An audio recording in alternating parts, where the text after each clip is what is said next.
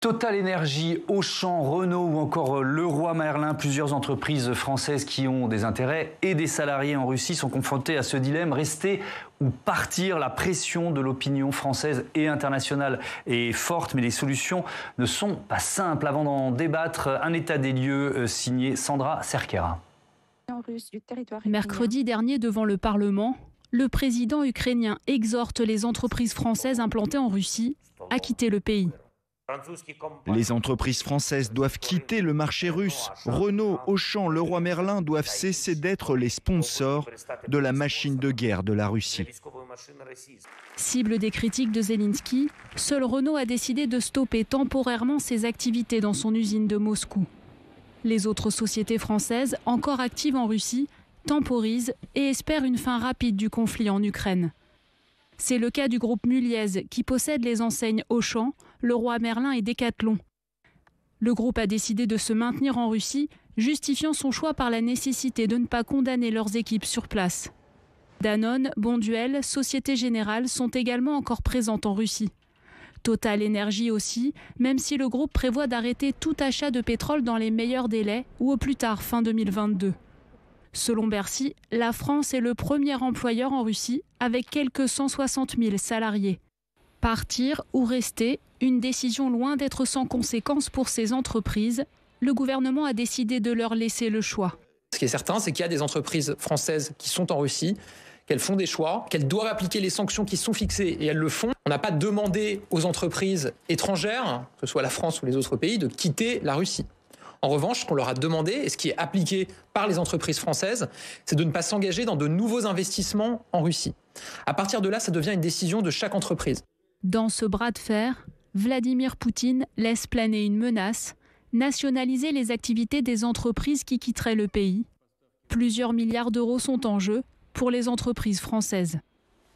Je le disais tout à l'heure, rester ou partir, la question elle est binaire, mais la réponse elle nécessite l'expertise de mes invités. Sylvie Matelli, bonsoir. Vous êtes économiste, directrice adjointe de l'Institut de Relations Internationales et Stratégiques. Olivier Babot, bonsoir. Bonsoir. Le président de l'Institut Sapiens, professeur en sciences de gestion à l'Université de Bordeaux et auteur de Nouveaux désordres numériques, comment le digital fait exploser les inégalités. C'est publié aux éditions Buchet-Chastel. J'accueille également Olivier Dorgan, bonsoir. Bonsoir. Bienvenue, avocat spécialiste des sanctions économiques. Mathieu Croissando est évidemment resté à mes côtés.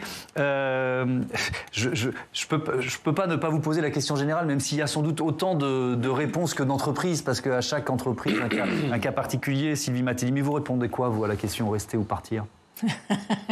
C'est la bonne question, c'est la question que tout le monde se pose. Est-ce que quiconque a une réponse, c'est plus compliqué? Ce qu'on constate en tout cas, c'est qu'aujourd'hui, vous avez quand même une pression croissante au fil des crises et dans toutes les crises des sociétés civiles et des parties prenantes des entreprises pour respecter un certain nombre de principes. Et je crois que c'est quelque chose qui a été mal appréhendé, mal anticipé par les entreprises qui font depuis des années une politique de RSE, de responsabilité sociale et environnementale, mais qui ont oublié finalement de réfléchir à la façon dont on transposait cette politique à l'international. Donc ce que je suis en train de vous dire, c'est qu'il y a une certaine forme d'impréparation des entreprises face aux crises géopolitiques. Après, on pourrait faire le parallèle avec les États européens qui sont plus dépendants du gaz que jamais et qui avaient vraisemblablement pas anticipé non plus ce qui allait se passer. Oui, les entreprises ne sont pas les seules à ne pas avoir suffisamment anticipé. Mais effectivement, il y a ce mouvement, donc la RSE, responsabilité sociale, sociétale, environnementale, le mouvement né de la loi Pacte, c'est-à-dire les entreprises qui définissent une raison d'être puis qui deviennent entreprises à mission. C'est sans doute, Olivier Babot, encore plus difficile dans un contexte comme celui-là, avec une pression des réseaux sociaux qu'on connaît et qu'on voit à l'œuvre partout, de résister et de répondre je reste à la question, faut-il rester ou partir, quitter la Russie ? Oui, on assiste au prolongement assez logique de cette tendance grandissante à exiger des entreprises qu'elles s'engagent. Elles s'engagent écologiquement, elles s'engagent socialement. Maintenant, on devrait parler de RSEP, puisque maintenant, il y a une responsabilité politique, c'est-à-dire qu'on veut qu'elles reflètent évidemment les choix politiques, les choix de valeurs. C'était déjà un peu le cas, évidemment. On exigeait qu'on ne soit pas dans certains pays où c'était désapprouvé. Mais là, on voit bien que c'est organisé. Alors, ça l'est encore plus aux États-Unis, où il y a carrément des universités qui ont publié des classements, bons et mauvais. Et ça évidemment, ça a un effet extrêmement fort, parce que le risque, c'est ce que vous perdez sur place, mais c'est aussi le boycott à l'intérieur. Exxon est quand même parti en laissant, je crois, 13 ou 14 milliards de dollars d'investissement sur place. Ils estimaient que le boycott dans leur pays était un danger supplémentaire. Est-ce que les entreprises anglo-saxonnes réagissent plus vite face à cette menace, d'après vous? Alors, il faudrait regarder au cas par cas. Ce qui est vrai, c'est que les entreprises américaines ont une pression plus forte pour ce genre de choses. Nous, on est un petit peu en retard. Et il faut dire aussi que peut-être que nous, nos engagements sont plus forts. Nos liens sont beaucoup plus forts. Hein. L'Europe est un très, très grand partenaire de la Russie, et dans les deux sens. Hein. Oui. Et donc, c'est évidemment pas très facile de partir du jour au lendemain. Oui, évidemment. La France en Russie, 4e investisseur étranger derrière les États-Unis, le Royaume-Uni, l'Allemagne. Il y a 500 entreprises françaises qui sont implantées, dont 35 sur les 40 plus grandes entreprises, 35 entreprises du CAC 40. Et la France est le premier employeur étranger en Russie avec 160 000 salariés. Donc c'est aussi un chiffre très important, on y reviendra. Olivier Dorgan, il faut peut-être poser un peu ce décor en termes juridiques. C'est-à-dire il y a des contraintes juridiques qui pèsent sur ces entreprises et sur ces grands groupes français. Oui, c'est l'analogie du marteau et de l'enclume, qui pour le coup est très appropriée dans ce contexte géopolitique.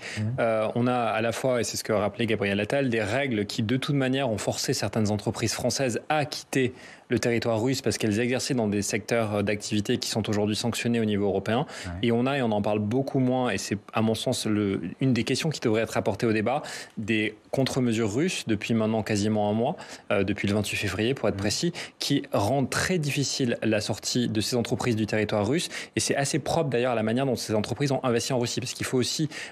toutes les entreprises n'ont pas investi de la même manière. Il y a des entreprises qui ont développé des franchises, des entreprises qui ont ouvert des filiales ou des branches, et il y a des entreprises qui ont par ailleurs fait des partenariats. Et sur cette question des partenariats, la France est peut-être un petit peu différente de ses partenaires européens. Il y a beaucoup de partenariats qui ont été signés. On pense à Renault, mais on pense également à Total et d'autres entreprises. Et ces partenariats, aujourd'hui, d'un point de vue juridique en Russie, ne peuvent pas être rompus sans l'accord du gouvernement. Et cette mesure, elle a été prise quasiment immédiatement après le début des hostilités pour justement figer les investissements étrangers au sein de la Russie pour éventuellement, on le verra peut-être plus tard ce soir, les nationaliser si Vladimir Poutine décidait d'aller jusque-là. Ouais, Mathieu, si on revient sur les différents discours de Volodymyr Zelensky devant les parlements, il n'a pas forcément ciblé les grandes entreprises nationales à chaque fois. Si on fait un peu de communication politique ou de communication générale, il a quand même mis dans le mille en utilisant cette image-là devant, je le rappelle, le Parlement, c'est-à-dire et le Sénat et l'Assemblée nationale en simultané en visioconférence. Et en pleine campagne présidentielle. Et en pleine campagne présidentielle, évidemment. Non, il a choisi ses cibles à dessein, celles qui sont les plus implantées là-bas. Et sur la question que vous posiez, Thomas, est-ce qu'il faut partir ou rester? Je pense qu'il faut surtout l'expliquer. Et quel que soit votre choix. Et là, les explications qu'on a sur pourquoi on reste, par exemple, chez Total Energy ou chez Leroy Merlin, ne sont pas du tout les mêmes. Chez Total Energy, Patrick Pouyanné dit j'ai mis beaucoup d'argent, j'ai quand même pas perdre tout cet argent ou faire cadeau de cet argent russe. Je caricature, mais c'est à peu près son propos. Leroy Merlin et le groupe Mulliez, c'est attendez, on fait ça par solidarité avec toutes nos équipes et tous nos collaborateurs sur place. Ce qui est sûr, c'est quand on met le doigt là-dedans, ce qui est un autre argument, mais quand on met le doigt là-dedans, ça peut provoquer un effet domino, parce que quitter la Russie, d'accord, mais est-ce que Total doit quitter la Birmanie?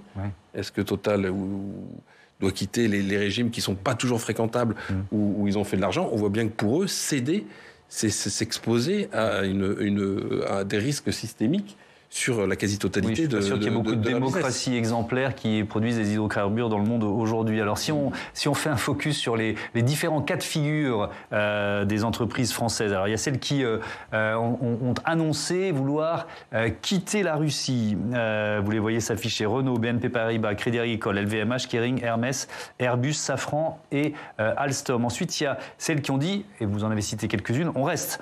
Leroy Merlin, Auchan, donc là c'est le groupe Mulliez, Decathlon, c'était là aussi le groupe Mulliez, et puis Société Générale et Blablacar. Et puis il y a les entreprises qui suspendent leurs investissements. Et là on peut citer Total Energy, Sanofi, Danone et L'Oréal. Je veux bien que Steve Jourdain, qui doit être pas très loin en coulisses, nous rejoigne. Rebonsoir Steve. C'est quoi? On l'a un tout petit peu évoqué, mais je veux vraiment qu'on rentre dans le détail avec vous. Les arguments principaux qui sont mis en avant pour justifier la décision de rester en Russie. On va commencer là-dessus. Alors disons, Clairement, pour le moment, aucune entreprise française opérant en Russie n'a vraiment quitté le pays. Un certain nombre d'entre elles, vous l'avez évoqué, Thomas, se sont simplement contentées de suspendre leurs activités. C'est le cas, par exemple, de Renault, qui jeudi dernier a annoncé suspendre ses activités dans son usine de Moscou. Suspension donc et non arrêt total pour l'instant des activités en Russie. De son côté, Total Energy ne fait pour l'instant ni l'un ni l'autre. Elle ne compte pas l'entreprise quitter la Russie. Pourquoi ? Eh bien parce que cela reviendrait, selon son patron, à faire un cadeau à Vladimir Poutine. Écoutez-le. Aujourd'hui, j'ai personne en Russie, contrairement à ce qui est dit. Je n'ai pas d'opération en Russie. Ce que j'ai en Russie, c'est qu'on a investi dans des usines pour presque 13 milliards de dollars. Et c'est pas un problème d'argent. C'est que ces usines, elles vont continuer à tourner, que je m'en aille ou non. Les Russes les font tourner très bien. Et deuxièmement, me retirer, c'est donner ces 13 milliards à des Russes. Parce qu'aujourd'hui, pour zéro. Parce qu'aujourd'hui, personne ne veut acheter ces usines. Et donc, je vais enrichir les Russes, ceux contre lesquels on veut donner des sanctions. Voilà, partir, ça reviendrait, selon certains patrons, à aboutir à l'effet inverse d'une sanction. Ces entreprises s'exposeraient, par exemple, à un risque d'expropriation. Est-ce que ce risque est réel ? Poutine l'a déjà fait. C'était en 2003 et ça concernait le groupe pétrolier Yukos, un groupe russe en partie détenu par des investisseurs étrangers. Yukos, qui était alors dirigé aussi par un oligarque ennemi déclaré de Vladimir Poutine. Alors, est-ce que Vladimir Poutine pourrait, par exemple, exproprier Total, Auchan ou encore Leroy Merlin? En théorie, oui, complètement, rien ne l'interdit. L'expropriation, c'est en quelque sorte une arme des États contre des entreprises étrangères. L'exemple historique le plus célèbre, c'est peut-être la nationalisation du canal de Suez, 1956, nationalisation égyptienne contre les intérêts français, contre les intérêts britanniques, nationalisation qui avait d'ailleurs abouti, Thomas, à une guerre. Oui. Et si Vladimir Poutine décide d'exproprier des entreprises françaises, est-ce qu'il peut le faire sans les indemniser ? Sans aucune contrepartie financière, oui, c'est ce que pointent d'ailleurs beaucoup de spécialistes. Si c'est le cas, ces entreprises pourront toujours ensuite se tourner vers la justice internationale pour demander une compensation, mais la justice internationale, ça prend du temps, beaucoup de temps. Je vous parlais tout à l'heure de l'exemple du groupe Yukos. Poutine l'a exproprié donc en 2003. Les actionnaires ont entamé des poursuites. En 2014, coup de théâtre finalement, les actionnaires ont été dédommagés. En tout cas, le tribunal de La Haye a demandé à ce que la Russie paye 50 milliards de dollars de dédommagement à ses actionnaires expropriés. Condamnation record. Le Kremlin a fait appel de cette décision. Aujourd'hui, 20 ans après, la saga judiciaire continue encore et toujours devant les tribunaux. Merci Steve. Je vous signale que le président de Total Energy, Patrick Pouyanné, sera l'invité de l'émission Pourvu que ça dure ce mercredi à 17h30. Première interview télévisée. Il avait donné une interview, on en a vu l'extrait à RTL, mais c'est une exclusivité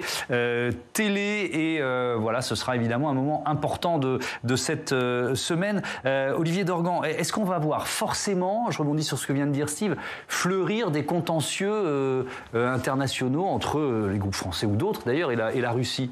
Clairement, parce que la Russie avait déjà exproprié par le passé, mais la Russie est sur le point d'adopter une loi qui va... alors, c'est pas une nationalisation, parce que la Russie a peut-être appris de ses erreurs, notamment de l'infameux cas Yukos, qui est toujours en cours, mais elle va pouvoir nommer des mandataires judiciaires indépendants, qui seront russes, par essence, quand une entreprise, et c'est là qu'il y a toute une ambiguïté juridique, cessera d'exploiter son activité en Russie de manière convenable.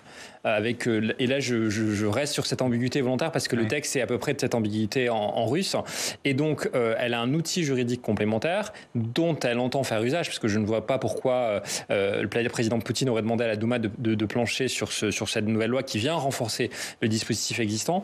Au-delà de ça, moi, je pense un autre point qui est assez peu couvert dans les médias occidentaux, c'est le renforcement aussi de la responsabilité pénale des dirigeants. La Russie avait déjà dans son code pénal un article qui permettait de poursuivre un dirigeant, notamment expatrié, pour une liquidation ou une mise en liquidation volontaire qui serait frauduleuse. Et là, en l'occurrence, depuis le 4 mars, il y a également une loi qui pourrait permettre de condamner en colonie pénitentiaire des expatriés occidentaux qui, en appliquant des sanctions européennes, par exemple, cesseraient leurs activités en Russie. Donc, attendez, ça veut dire que les patrons français dont on parle là, des grands groupes qu'on a cités, ils risquent une peine À titre personnel, à titre personnel, en Russie.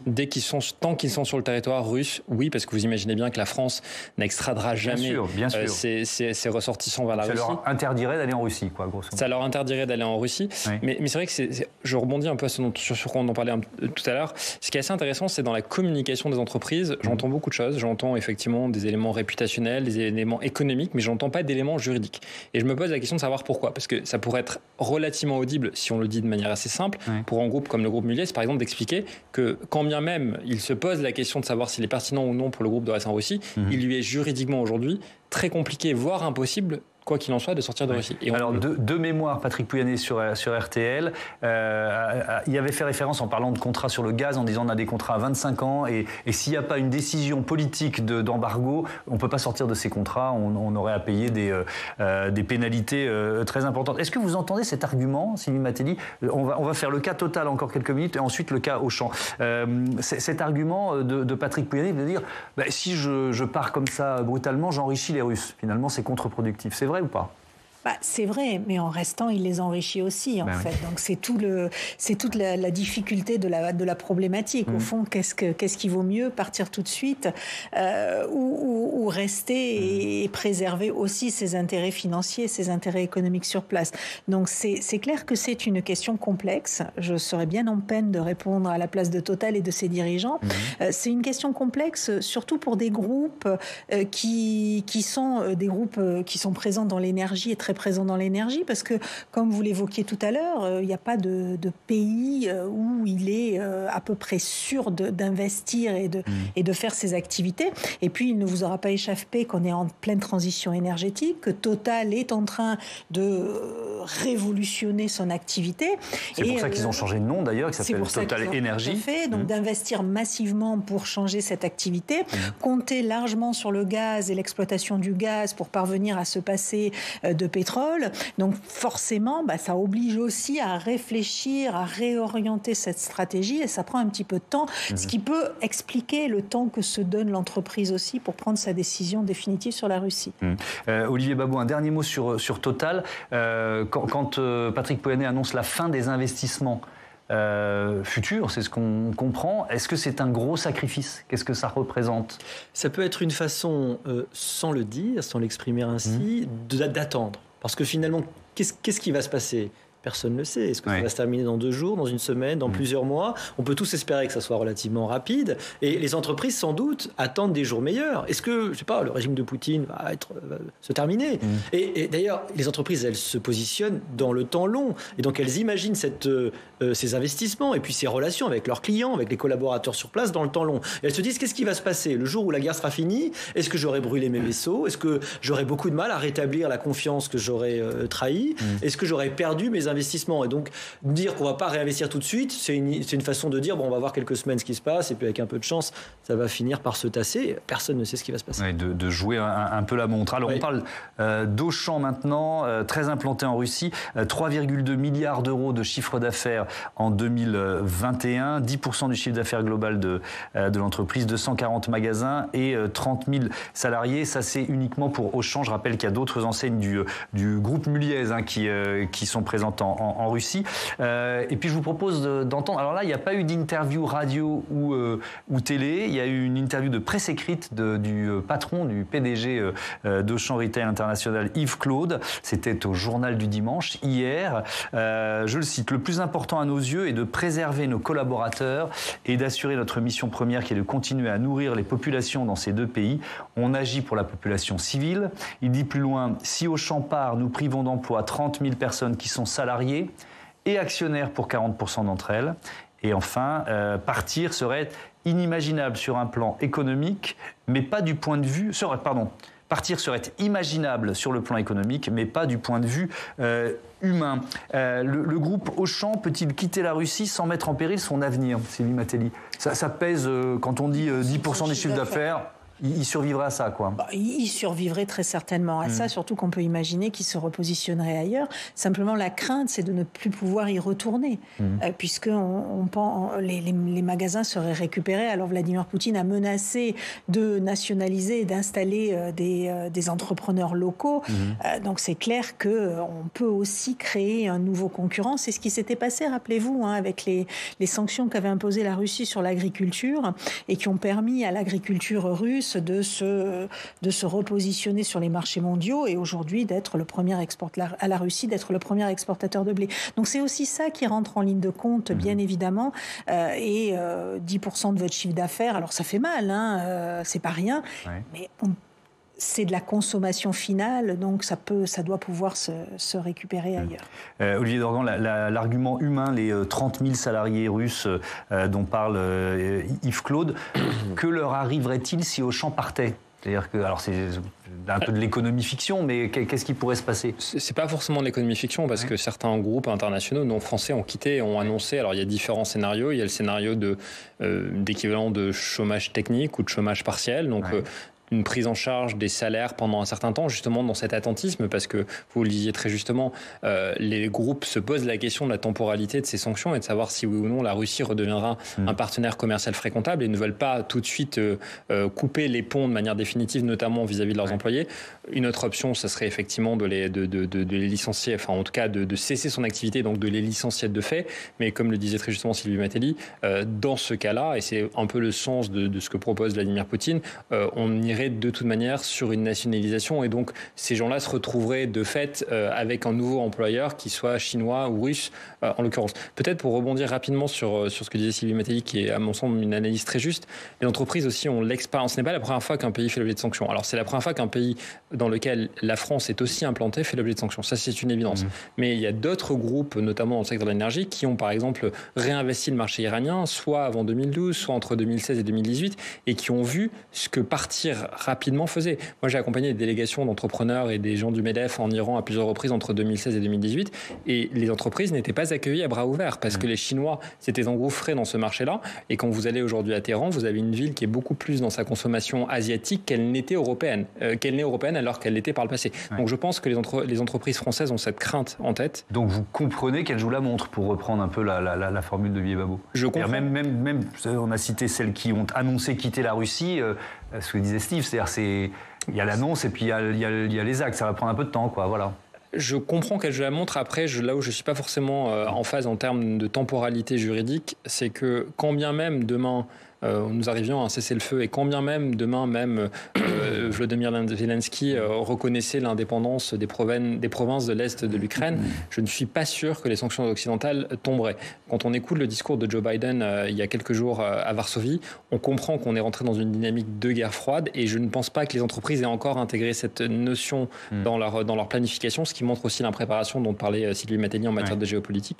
Et donc je pense qu'il serait imprudent de leur part que de penser retourner sur le marché russe, en tout cas cette année à minima. Olivier Babot, il y a un autre effet qui est l'effet sur le cours de bourse, la capitalisation boursière de ces entreprises. Elles l'ont déjà payé pour certaines en voyant leur cours de bourse baisser parce que les marchés jugent que telle banque, la Société Générale par exemple, est trop exposée au risque russe. Ça, on le voit déjà à l'œuvre depuis plusieurs semaines. Oui, ça a été assez clair. Plus vous étiez exposé profondément au marché russe, c'est le cas de Renault par exemple aussi, plus c'était une part importante de vos activités et puis de votre recentrage stratégique, de la façon dont vous voyez l'avenir, plus vous voyez l'incertitude qui est totale aujourd'hui, grande, et donc peser sur le cours de bourse, sur les perspectives qu'on vous attribue, parce que ça veut dire forcément que vous allez avoir des pertes d'investissement, ça veut dire qu'il va falloir investir ailleurs, qu'il va falloir changer votre fusil d'épaule, ça prend beaucoup de temps et évidemment c'est assez coûteux. C'est dur parce que pendant longtemps, des entreprises pouvaient légitimement imaginer que la Russie était un pays qui allait quelque part s'occidentaliser, qui allait se normaliser, et évidemment c'est une désillusion assez cruelle.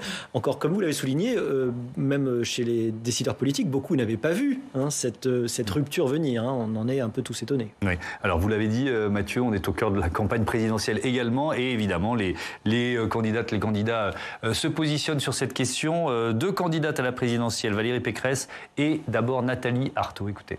Ceux qui partent font le même calcul en réalité, parce que c'est un calcul d'image, ils essayent de préserver leurs intérêts à long terme, et ceux qui restent font le calcul, mais le résultat est juste inverse. Ils ont le courage de leur portefeuille, point barre. Il serait sage aujourd'hui que les entreprises qui ont les épaules pour le faire se retirent de Russie.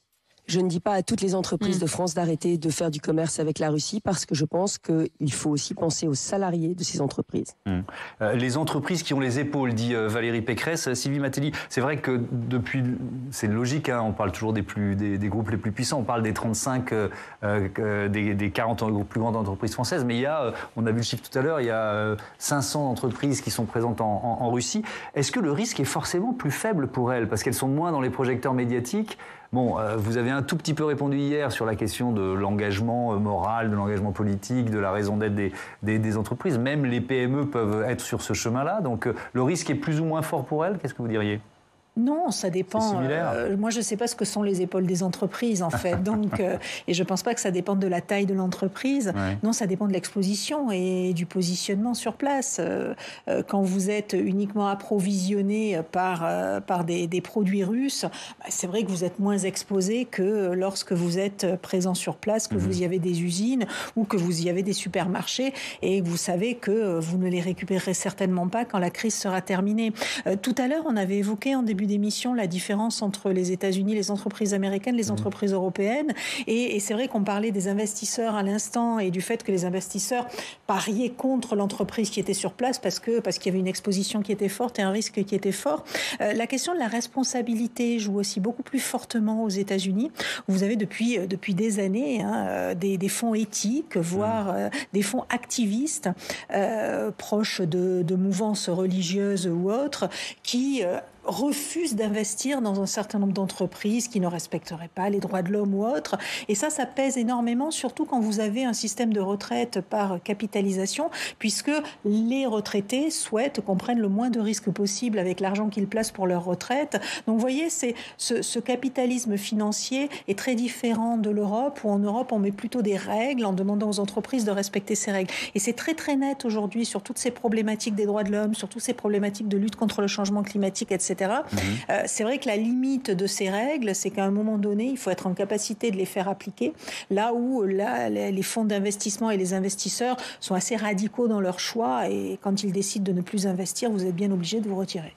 Quelques chiffres encore sur le nombre de salariés, grand groupe par grand groupe. C'est Renault qui en compte le plus en Russie, 46 800. Leroy Merlin, c'est 45 000. Auchan, c'est 30 000. La Société Générale, dont on parlait tout à l'heure, 12 000. Et Danone, 8 000. Je rappelle que Leroy Merlin et Auchan, c'est le même groupe, c'est la famille Mulliez, tout comme Decathlon. D'ailleurs, c'est plutôt une famille, Olivier Babot, qui aime rien tant que la discrétion. C'est, en termes de communication, c'est fait partie des familles les plus discrètes, dont on n'entend pas beaucoup parler. Oui. Ouais. Mais très souvent, les gens qui réussissent beaucoup et qui ont beaucoup de patrimoine, en fait, sont assez discrets pour plein de raisons. Ouais. Alors, mais en revanche, je voudrais rebondir sur Auchan, parce qu'on a lu dans ce que Yves Claude disait dans cette interview au JDD, il parlait, notre mission première, c'est de contribuer à nourrir les populations des deux pays. Cet argument alimentaire qui vaut pour Auchan, qui peut valoir pour Danone d'ailleurs aussi, on peut l'entendre d'une certaine façon. Oui, d'ailleurs, Danone qui distribue la nourriture infantile, c'est pas des roquettes qui produisent, donc évidemment, la question se pose à un moment donné de la type de sanctions que vous voulez faire et de l'effet de ces sanctions. Historiquement, les sanctions contre des pays, elles n'ont pas toujours été très efficaces. Corée du Nord, Iran, Cuba, ça n'a jamais fait tomber le régime. Il y a peut-être le cas de l'Afrique du Sud, éventuellement, où on peut dire que les pressions internationales ont aidé. Mais sinon, les effets essentiels, ça a été une misère noire extrêmement dure, ressenti par les populations, jamais par les dirigeants qui s'arrangent toujours pour avoir une table bien pleine. Donc c'est la question de l'efficacité. On dit continuer à avoir une entreprise, c'est soutenir le régime. En quoi vous soutenez le régime si vous faites de la distribution de bricolage ? Bah oui, vous payez des impôts et vous payez les salaires de familles russes. Oui, mais alors je vous interromps. On voit bien qu'on est plus dans le symbole, dans l'ordre du symbole que de l'efficacité. Oui, mais alors je vous interromps parce que c'est justement, vous parlez de Leroy Merlin en l'occurrence, ce tweet du ministère ukrainien de la Défense après le bombardement de Leroy Merlin en Ukraine. Et voilà ce qu'ils disent. Leroy Merlin devient la première entreprise au monde à financer le bombardement de ses propres magasins. Évidemment, cette formule, elle marque les esprits. Alors vous avez beau nous dire, c'est peut-être pas vrai. peut-être pas vrai que le roi Merlin finance la guerre de Poutine. Mais malgré tout, cette formule, elle reste. C'est une interprétation particulière, évidemment. Vous êtes une entreprise parmi un très très grand nombre, vous faites partie effectivement de la machine. En vous en allant, vous ne faites pas un mal absolument énorme à la Russie. Une façon d'être très très fort sur la Russie, ce serait, si on en était capable, d'arrêter complètement de leur acheter du gaz. On n'en est pas capable. Le fait est qu'on a une interdépendance, vraiment des deux côtés, ce que ça veut dire interdépendance. Donc là, on est vraiment, encore une fois, je pense, dans l'ordre du symbolique. Et l'Ukraine peut à bon droit souligner ce genre de choses. Mais enfin bon, c'est évidemment forcer un peu l'interprétation. Une réaction sur cette question du gaz. On va ouvrir ce chapitre. C'était le président d'Engie mercredi dernier. On est sur France Info. Écoutez ce qu'il dit sur finalement ce que les entreprises peuvent faire et puis sur la décision des États. Si nous décidions d'arrêter d'acheter du gaz russe, ça suppose immédiatement des décisions des pouvoirs publics pour faire face à une forme de pénurie.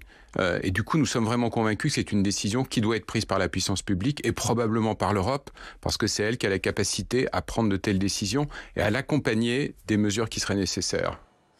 Olivier Dorgan, on peut peut-être rentrer dans le détail effectivement de ces contrats en matière de gaz des entreprises, en l'occurrence françaises, puisque c'est le thème de notre débat, avec la Russie. Je disais tout à l'heure, contrat de longue durée, c'est ça ? Clairement, en fait, la Russie a, à la fin des années 2000, découvert des réserves très importantes d'hydrocarbures et de gaz, notamment dans sa région arctique, et a investi ou co-investi massivement avec des groupes internationaux. On a parlé effectivement de Engie, de Total, mais il y a également Shell, il y a Eni en Italie, BP, Exxon, dont on parlait tout à l'heure, qui ont investi à peu près tous les géants ont investi à hauteur de plusieurs dizaines, voire centaines de milliards de dollars sur ces périodes-là, sur des contrats excessivement longs, parce qu'il faut non seulement faire de l'exploration, de la production, mais du transport. Et c'est vrai qu'un des enjeux du gaz, et c'est aussi ce qui complexifie énormément la donne en termes d'indépendance énergétique, c'est que le gaz se transporte beaucoup moins facilement que le pétrole.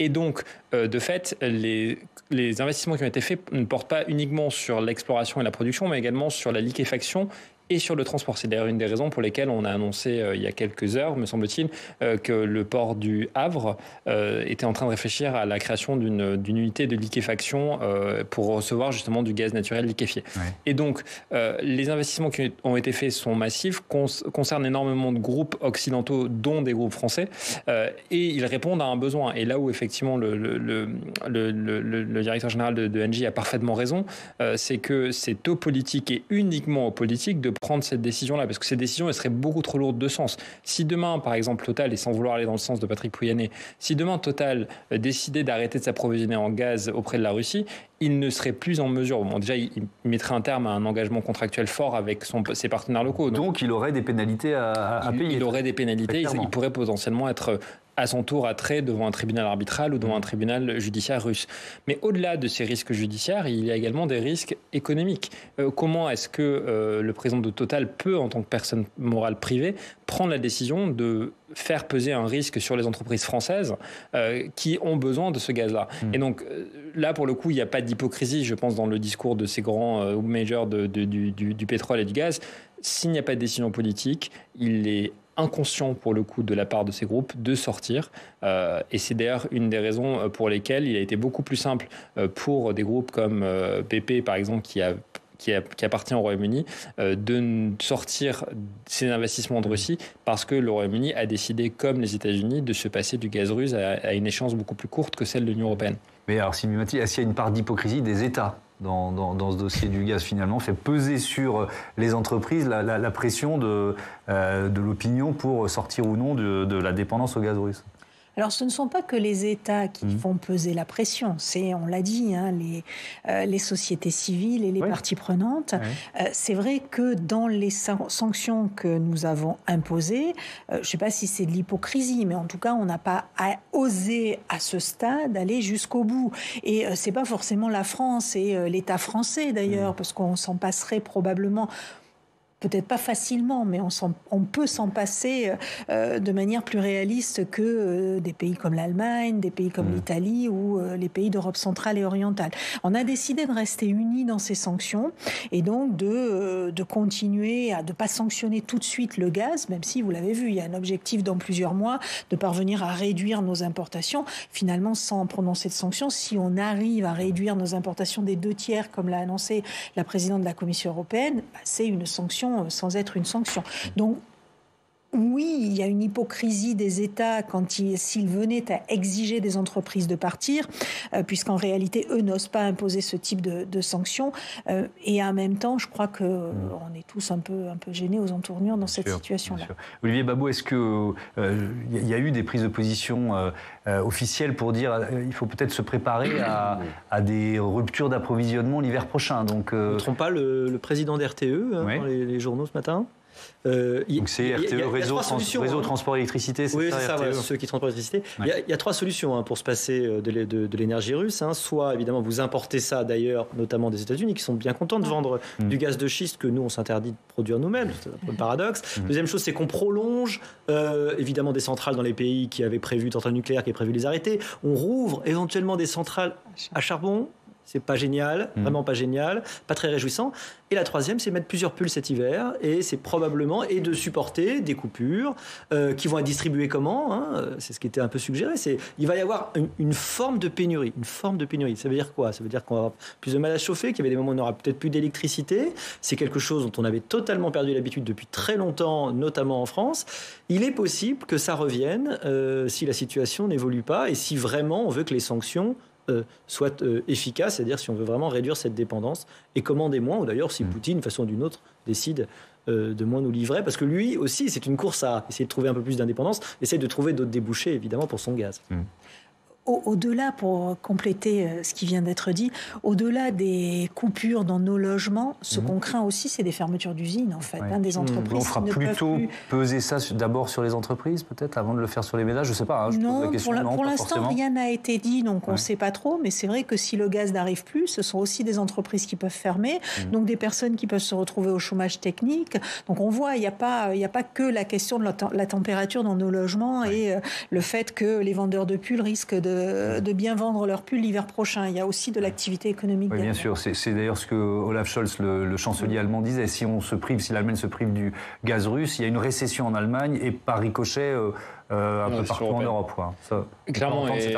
Et c'est vrai que, et je crois d'ailleurs même que le Patrick Pouyanné, toujours dans son entretien avec RTL la semaine dernière, a mis en avant ce risque sur les entreprises. Parce que c'est vrai que intuitivement, dans l'opinion publique, on pense aux coupures de chauffage et d'ailleurs aux injonctions de certains hommes politiques, vu que ça s'entrechoque avec la campagne que nous sommes en train de vivre, de baisser son chauffage de 1 ou 2 degrés, comme certains ont pu inviter les Français à le faire. Ce que les Français avaient souvent d'ailleurs déjà fait depuis quelques jours, parce que l'électricité, ils n'avaient pas attendu les politiques pour réduire la facture. Mais c'est vrai que le risque majeur, et là je rejoins tout à fait Sylvie Métayer et ce que disait le chancelier Olaf Scholz, c'est sur les entreprises. Parce qu'on a un tissu industriel, alors moins qu'en Allemagne certes, mais on a un tissu industriel qui est encore très dépendant de ces énergies-là. Et donc, la question qui se pose, c'est si on n'a pas suffisamment de gaz pour faire fonctionner ou d'hydrocarbures pour faire fonctionner cette entreprise, on va devoir les mettre à l'arrêt. En les mettant à l'arrêt, on va mettre des gens au chômage technique. On va donc avoir une augmentation des charges au niveau de l'État français et une éventuelle, peut-être pas récession, parce qu'on est dans une période de forte croissance, notamment du fait de la crise du Covid, mais en tout cas, on aura un ralentissement assez notable de la croissance en France. Merci beaucoup. Merci à tous d'avoir participé à ce débat. C'était passionnant. Olivier Babot, je rappelle le titre de votre livre, Les nouveaux désordres numériques. On est sur une autre thématique, mais passionnante elle aussi. Comment le digital fait exploser les inégalités. Et c'est publié aux éditions Buchet-Chastel.